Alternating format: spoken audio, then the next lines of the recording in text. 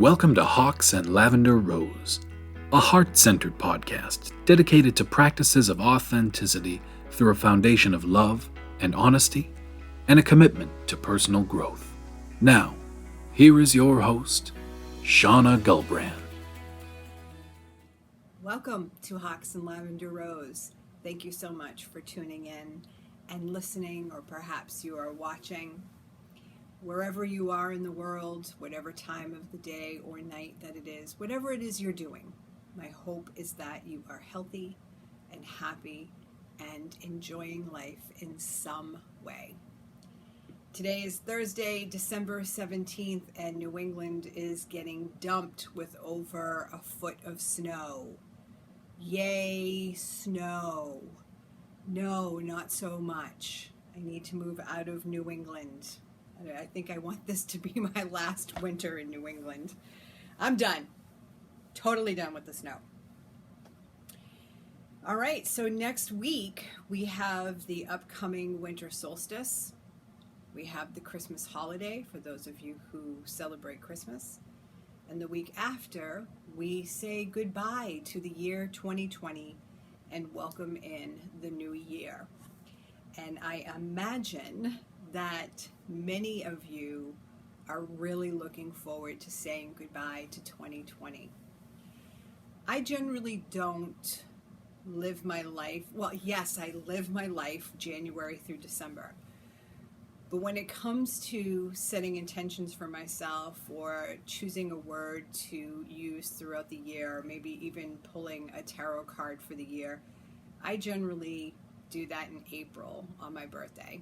I set my goals and my aspirations and my plans and my intentions for the year on my birthday. So I work April to April. But I understand that many of you work January through December. So that said, this podcast is a gift of spiritual practice that I offer you today.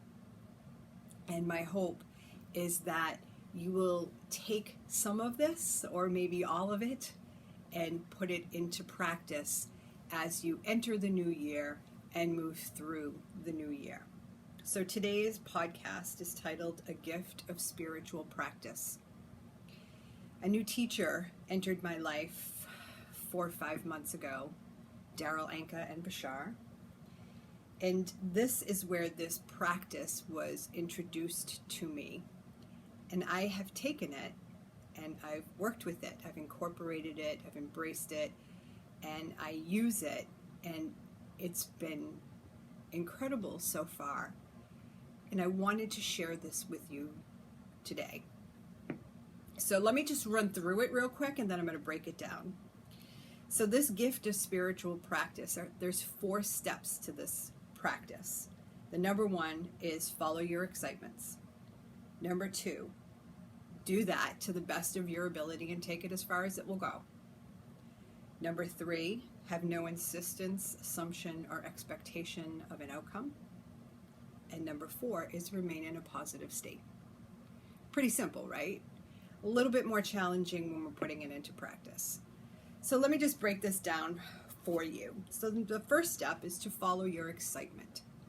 I like to use the word excitement or excitements, but there are other words that you can use instead of that. Words such as passion or passions, joy, love, interests, curiosity, attractiveness, creativity, or some other word that feels better to you. So it's follow my fill in the blank. Follow your creativity. Follow your curiosity. Follow your love. So the number 1 step is to follow something, excitements, and to act on your highest inspirations. What are you inspired by? What are other people doing that you're really curious about and you could see yourself doing? This can be as big as something like a new career, or as small as daily chores. Now, let me just say one thing right out. I'm not encouraging anyone to leave your day job to follow what you're passionate about. If you are in a full-time job that you don't like, slowly start to enroll in a class, enroll in a course, enroll in a workshop, do a little bit towards what it is that excites you. Okay, so let me just give you some examples. As big as a career, I'm in the middle of creating something wonderful for myself to sustain me through the rest of my life. And each day, I try to take some step towards the things that excite me. Recording this podcast is very exciting to me. I love to talk, and I love all the background work to this. So I love working with the software that records the audio, and working with iMovie and YouTube, and I love to do all that. So this is really exciting to me. And this is part of something that is much bigger than simply the podcast. And then there can be the daily chores. Now, we all know that the house is always going to need to be cleaned. The laundry is always going to need to be done. Keep going through the list. So you might ask, well, how are chores exciting? They're not. I don't really find chores exciting. But let me explain how I use this follow my excitements in regards to daily chores. When I have my to-do list in front of me, I take a look at it, and then I check in with myself. And I ask myself, well, what contains the most excitement? Most of the time it's none of the above. But then I shift to what would give me the most pleasure and satisfaction knowing that this chore is done. And that's how I move through my to-do list. It's about getting that sense of accomplishment that's exciting to me. So, okay, let me do this first, because I know when this is done, I'm going to feel much better that it's accomplished, and then I'll move on to the next thing. And once again, I check in. Okay, well, what do I want to do next? And then I move through my to-do list like that. So it's following your excitements, acting on your highest inspirations, acting on the things that are more representative of your excitements. Following that thread of passion, those steps that are more in alignment with who you are. Now, are chores who you are? No. But those are the things that we need to get done. So if you can bring in any bit of excitement or satisfaction, use that to guide you into what to do next. Take action on whatever contains the most excitement. So start to apply that to all areas of your life. So the number one step is to follow your excitements, or whatever word you like to use besides excitements. The second step is to do it to the best of your ability and take it as far as it will go. It's really that simple. Now, the best of your ability can change day to day. You might have lots of energy and feel really good, and the best of your ability is much greater than it would be if you're feeling under the weather, or life just threw you a curveball. So it's about acknowledging what is my best today. And I'm going to do this to my very best. An example that I would like to give you is my Speaker Sisterhood Club. I loved running my Speaker Sisterhood Club. I recognized that toward the end of it, I wasn't in the same place energetically. Things started to shift. I was noticing things in myself and with the club and the members. So I sat with it. I did some honest self-introspection, honest self-examination. I asked myself, am I causing this to wane because of something in my belief system? Or is it dampening on its own? And I felt like it was a little bit of both, but what I came to understand was that I was not excited about it anymore. That level of excitement had waned. And I believe that if it's not a hell yes, then it's a no. So I sat with that and I made the decision to close my club because it wasn't exciting to me anymore. I've let go of a lot of things in my life because they're not, the level of excitement isn't there anymore. And what happens is, as I release all that stuff, I make more space for opportunity that does represent, that contains that excitement. So the number 2 step is to do it to the best of your ability and take it as far as it will go. Really that simple. What's important here is the self-awareness and the honest self-exploration, examination, reflection, introspection. Being really honest with yourself with your answers. The 3rd step is no insistence, assumption, or expectation of the outcome. Now, this is a little bit more challenging for me because I want to know the how. How is this all going to work out? I am in the practice of trusting the unfolding, which I'm going to talk about in a moment, and enjoying the journey. It's taken me a long time to understand what that really means because the journey is the destination. Okay, so no insistence, assumption, or expectation of the outcome. This means to stop focusing on the specifics and allow for the holistic unfolding. Like I said, this is the more challenging part of this spiritual practice. I think that I'm detached from an outcome. Then again, back to that self-awareness, I start to recognize that I am insisting on a certain outcome. So it's about catching myself so I can release that. Because the need to know is a form of resistance, or insistence. The need to know is a form of insistence. And only my soul knows what the best outcome is for me. Only your soul knows what the best outcome is for you. Sure, we all have our preferences, but that doesn't mean that the universe has that same preference. It, they, the all is one, knows what is best for our highest good. So it's about trusting that whatever happens, you can use it in a way that serves you.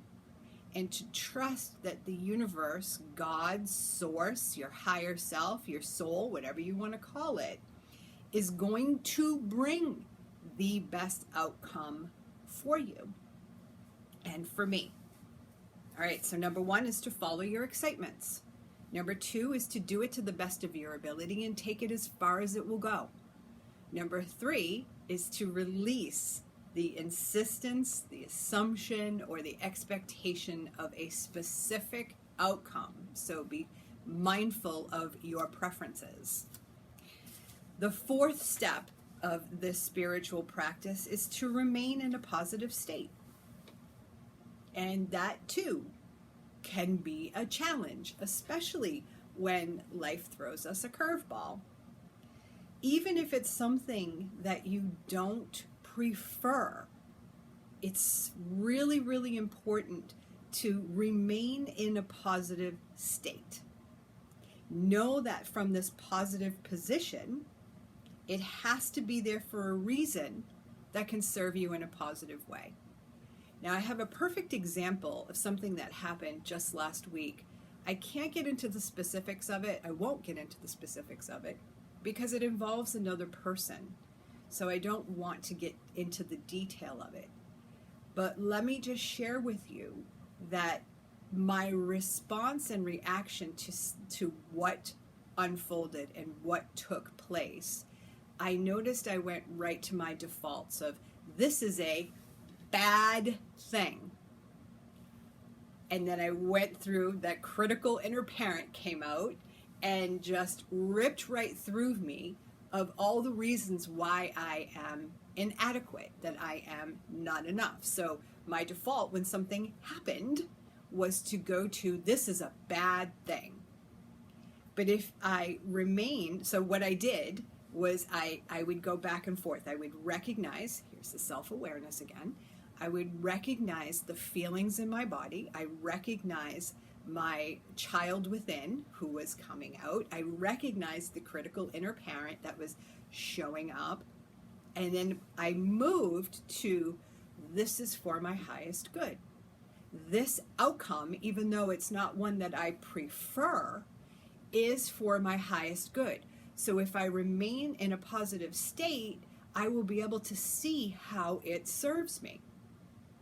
So it's about using what happens, using them or whatever it is, as arrows that are taking you in the right direction much faster than you thought. So here was this unfolding, and instead of staying in, this is bad and I suck, I moved towards, this is a signpost. These are arrows that are pointing me in the right direction that I wasn't expecting to go to yet, but yet here it is. Use what happens, be a friend to uncertainty. Be a friend to uncertainty and trust. Remain positive and be open to the outcome that is for your highest good. So I sat with that and I moved into the energy of being open to the outcome that is for my highest good. And like I said, I don't know what my highest good is, but I am trusting now that my soul, my higher self, the universe, knows what is good for my highest good, or the best outcome for my highest good. Sorry, I'm kind of going in a loop now. This is what happens when I go up into my head. So let me come back down into my heart for a moment.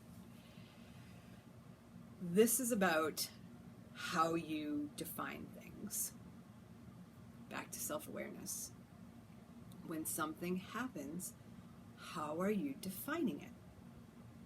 If the universe is capable of supporting you in believing a negative idea, why wouldn't it support you in believing a positive one? Think about that for a minute. If the universe is capable of supporting you with a negative idea that we're all so used to, why wouldn't it be supportive in you leaning into a positive idea? And you can think of it this way. You could take this practice and go with it, and if it doesn't work out for you, you can always go back to your defaults. There's always choice. You always have choice. So, the gift of spiritual practice that I offer you now. Number 1 step, follow your excitements, period. Number 2, do it to the best of your ability and take it as far as it will go. Number 3, have no insistence or assumption or expectation of any outcome. And number 4, remain in a positive state. Those are the 4 steps. Your excitement, your love, your passions, your creativity, your interests, all of that is your compass that points to your magnetic north. Think of it that way. This excites me. This gets me all tingly inside, and I want to do something about it. Go towards that thing as much as you can. Move towards that thing. Allow the synchronicity in your life to present you with opportunities that contain that excitement. And that's what I was speaking about earlier. As I began to assess what I was doing in my life and the level of excitement about it, things started to fall away. And as I allowed the people, places, experiences, the things, everything to fall away, new opportunities presented themselves to me that contained the excitement that I am moving towards. Follow your excitement and act on your highest joy. Follow your excitement and actively create the life you dream of. So this is what I offer you today as we near the solstice and Christmas and the end of this chaotic year of 2020, a gift of spiritual practice. Follow your excitements. Do it to the best of your ability and take it as far as it will go. Have no insistence or assumption or expectation of an outcome, and remain in a positive state. Become more aware of your thoughts and feelings. Become more aware of your defaults and your patterns of thought and behavior. All right, so there you have it, a gift of spiritual practice. My hope is that you take some of this or all of it and begin to use it in your life. Before I end, I would like to give a shout out to my friend Wendy. I hope that you are listening to this. I want to tell you how grateful I am to the universe for bringing us together in the Dollar Tree store, a store that I rarely go to, rarely. And I find it really interesting that I was doing so many errands, and I backed my car into the driveway, and as I was walking in the house, I thought, all right, I'm done. I'm not going out again today. And then I remembered that I wanted to take a ride to the Dollar Tree store in Joanne Fabric. So what did I do? I got back in my car and I went back out. And there you were. It was such a beautiful surprise to see you. I was on such a high for the rest of the day after I ran into you. And I wanted to take this moment to acknowledge you and to acknowledge your transition and to wish you the very best. Be kind and gentle, and most importantly, patient with yourself. And shine, my friend. Shine your light as brightly as you can. Okay. Thank you all so much for listening.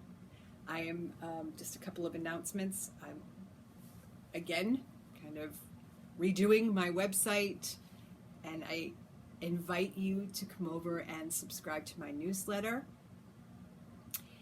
My plan, my intention is to do these recordings more often.